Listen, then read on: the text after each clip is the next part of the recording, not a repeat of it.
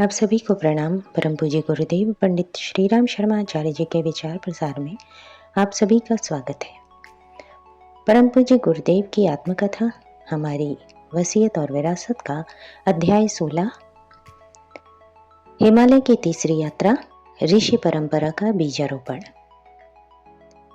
अध्याय 16, हिमालय की तीसरी यात्रा, ऋषि परंपरा का बीजारोपण का भाग 2। अध्याय 16 के शेष भाग का प्रारंभ। शांतिकुंज में गायत्री तीर्थ की स्थापना। मथुरा से प्रयाण के बाद हिमालय से 6 माह बाद ही हम हरिद्वार उस स्थान पर लौट आए जहां निर्धारित स्थान पर शांतिकुंज के एक छोटे से भवन में माता जी व उनके साथ रहने वाली कन्याओं के रहने योग्य निर्माण हम पूर्व में करा चुके थे। अब और जमीन लेने के उपरांत पुनः निर्माण कार्य आरंभ किया। इच्छा ऋषि आश्रम बनाने की थी। सर्वप्रथम अपने लिए, सहकर्मियों के लिए, अतिथियों के लिए निवास स्थान और भोजनालय बनाया गया। यह आश्रम ऋषियों का, देवात्मा हिमालय का प्रतिनिधित्व करता है, इसलिए उत्तराखंड का गंगा का प्रतीक देवालय यहाँ बनाया गया। इसके अतिरिक्त 7 प्रमुख तथा अन्य वरिष्ठ ऋषियों की प्रतिमाओं की स्थापना का प्रबंध किया गया। आद्य शक्ति गायत्री का मंदिर तथा जलकूपों का निर्माण कराया गया। प्रवचन कक्ष का भी। इस निर्माण में प्रायः 2 वर्ष लग गए। अब निवास के योग्य आवश्यक व्यवस्था हो गई। तब हम और माता जी ने नवनिर्मित शांतिकुंज को अपनी तपस्थली बनाया। साथ में अखंड दीपक भी था। उसके लिए एक कोठरी और गायत्री प्रतिमा की स्थापना करने के लिए सुविधा पहले ही बन चुकी थी। इस बंजर पड़ी भूमि के प्रसुप्त पड़े संस्कारों को जगाने के लिए 24 अखंड पुरस्चरण कराए जाने थे। इसके लिए 9 कुमारियों का प्रबंध किया। प्रारंभ में 4 घंटे दिन में, 4 घंटे रात्रि में इनकी ड्यूटी थी। बाद में इनकी संख्या 27 हो गई। तब समय कम कर दिया गया। इन्हें दिन में माता जी पढ़ाती थी। 6 वर्ष उपरांत इन सब ने ग्रेजुएट, पोस्ट ग्रेजुएट स्तर की पढ़ाई आरंभ कर दी। 20 और 25 वर्ष की आयु के मध्य सबके सुयोग्य घरों और वरों के साथ विवाह कर दिए गए। इसके पूर्व संगीत और प्रवचन का अतिरिक्त प्रशिक्षण क्रम भी चलाया गया। देशव्यापी नारी जागरण के लिए इन्हें मोटर गाड़ियों में 5-5 के जत्थे बनाकर भेजा गया। तब तक पढ़ने वाली कन्याओं की संख्या 100 से ऊपर हो गई थी। इनके दौरे का देश के नारी समाज पर अत्यधिक प्रभाव पड़ा। हरिद्वार से ही तेजस्वी कार्यकर्ताओं को ढालने का कार्य हाथ में लिया गया। इसके लिए प्राण प्रत्यावर्तन सत्र, एक मास के युग शिल्पी सत्र एवं वानप्रस्थ सत्र भी लगाए गए। सामान्य उपासकों के लिए छोटे छोटे गायत्री पुरस्चरणों की श्रृंखला भी चल पड़ी। गंगा का तट, हिमालय की छाया, दिव्य वातावरण, प्राणवान मार्गदर्शन जैसी सुविधाओं को देखकर पुरस्चरणकर्ता भी सैकड़ों की संख्या में निरंतर आने लगे। पूरा समय देने वाले वानप्रस्थों का प्रशिक्षण भी अलग से चलता रहा। दोनों प्रकार के साधकों के लिए भोजन का प्रबंध किया गया। ये नई संख्या निरंतर बढ़ती जाने लगी। ऋषि परंपरा को पुनर्जीवित करने के लिए इसकी आवश्यकता भी थी कि सुयोग्य आत्मदानी पूरा समय देकर हाथ में लिए हुए महान कार्य की पूर्ति के लिए आवश्यक आत्मबल संग्रह करें और उसके उपरांत व्यापक कार्यक्रम में जुट पड़ें। बढ़ते हुए कार्य को देखकर गायत्री नगर में 240 क्वार्टर बनाने पड़े। 1000 व्यक्तियों के प्रवचन में सम्मिलित हो सकने जितने बड़े आकार का प्रवचन हॉल बनाना पड़ा। इस भूमि को अधिक संस्कारवान बनाना था, इसलिए 9 कुंड की यज्ञशाला में प्रातःकाल 2 घंटे यज्ञ किए जाने की व्यवस्था की और आश्रम में स्थायी निवासियों तथा पुरस्चरणकर्ताओं का औसत जप इस अनुपात से निर्धारित किया गया कि हर दिन 24 लक्ष गायत्री महापुरस्चरण संपन्न होता रहे। आवश्यक कार्यों के लिए एक छोटा प्रेस भी लगाना पड़ा। इन सब कार्यों के लिए निर्माण कार्य अब तक एक प्रकार से बराबर ही चलता रहा। इसी बीच ब्रह्मवर्चस्व शोध संस्थान के लिए भव्य भवन बनाना प्रारंभ कर दिया था। इस सारे निर्माण में प्रायः 4 वर्ष लग गए। इसी बीच वे कार्य आरंभ कर दिए गए जिन्हें संपन्न करने में ऋषि परंपरा का पुनर्जीवन हो सकता था। जैसे जैसे सुविधा बनती गई, वैसे वैसे नए कार्य हाथ में लिए गए और कहने योग्य प्रगति स्तर तक पहुंच गए। भगवान बुद्ध ने नालंदा, तक्षशिला जैसे स्तर के विहार बनाए थे और उनमें प्रशिक्षित करके कार्यकर्ता देश के कोने कोने में तथा विदेशों में भेजे गए थे। धर्म चक्र प्रवर्तन की योजना तभी पूरी हो सकी थी। भगवान आदि शंकराचार्य ने देश के 4 कोनों पर 4 धाम बनाए थे और उनके माध्यम से देश में फैले हुए अनेक मतांतरों को एक सूत्र में पिरोया था।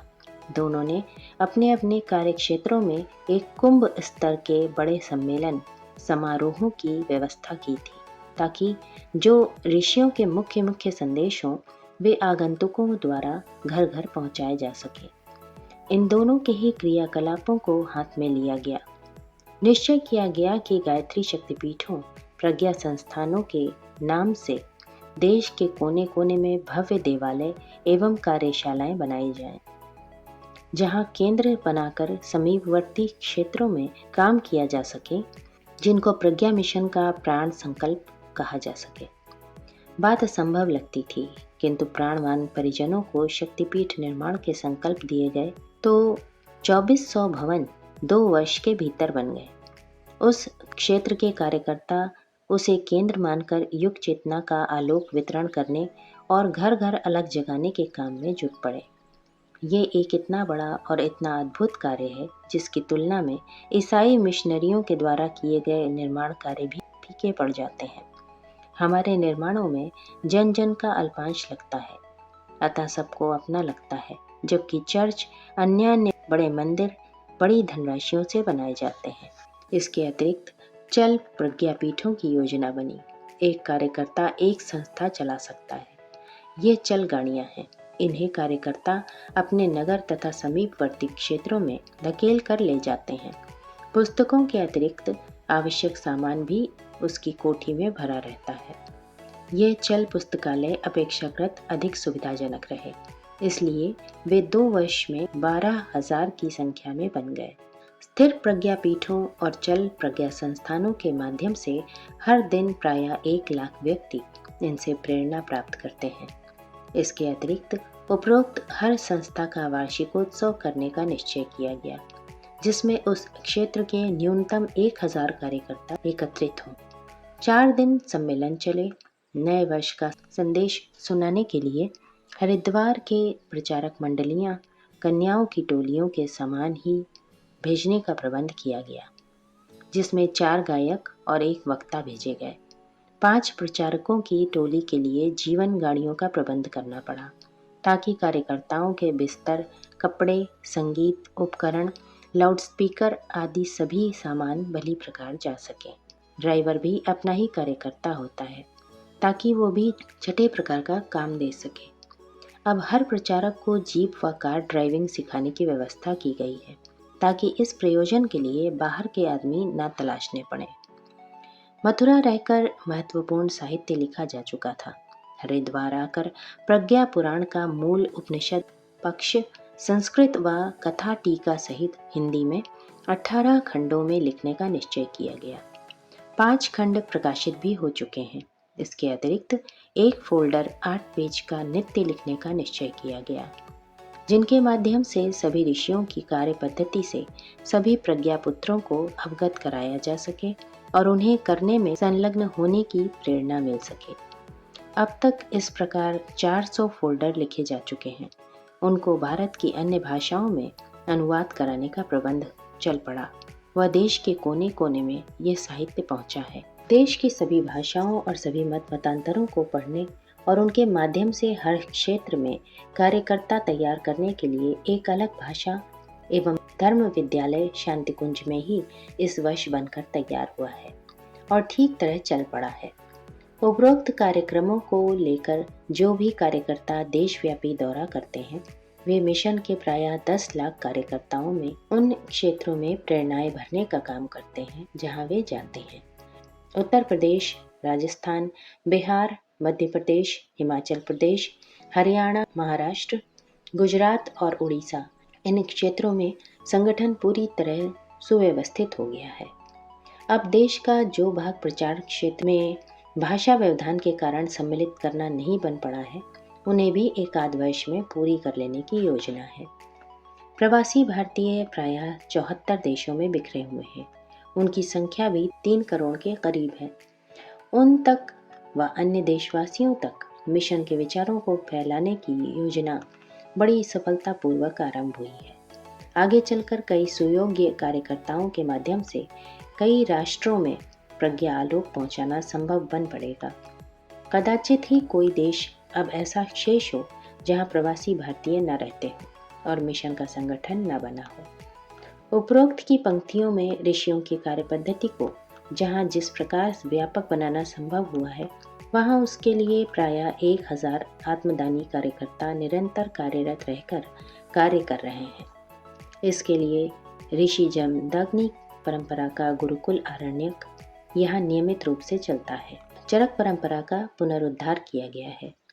दुर्लभ जड़ी बूटियों का शांति कुंज में उद्यान लगाया गया है और उनमें हजारों वर्षों में क्या अंतर आया है, यह बहुमूल्य मशीनों से जांच पड़ताल की जा रही है। एक औषधि का एक बार में प्रयोग करने की एक विशिष्ट पद्धति यहाँ क्रियान्वित की जा रही है, जो अत्यंत सफल हुई है। युग शिल्पी विद्यालय के माध्यम से सुगम संगीत की शिक्षा हजारों व्यक्ति प्राप्त कर चुके हैं और अपने अपने यहाँ डपली जैसे छोटे से माध्यम द्वारा संगीत विद्यालय चलाकर युग गायक तैयार कर रहे हैं। पृथ्वी अंतर्ग्रही वातावरण से प्रभावित होती है, उसकी जानकारी अत्यंत महत्वपूर्ण है। हर 5 वर्ष पीछे ज्योतिष गणित को सुधारने की आवश्यकता होती है। आर्यभट्ट की इस विधा को नूतन जीवन प्रदान करने के लिए प्राचीन काल के उपकरणों वाली समग्र वेधशाला विनिर्मित की गई है और नेपट्यून, प्लेटो, यूरेनस ग्रहों के वेद समेत हर वर्ष दृश्य गणित पांचांग प्रकाशित होता है। ये अपने ढंग का एक अनोखा प्रयोग है। अब प्रकाश चित्र विज्ञान का नया कार्य हाथ में लिया गया है। अब तक सभी संस्थानों में प्रोजेक्टर पहुंचाए गए थे, उन्हीं से काम चल रहा था।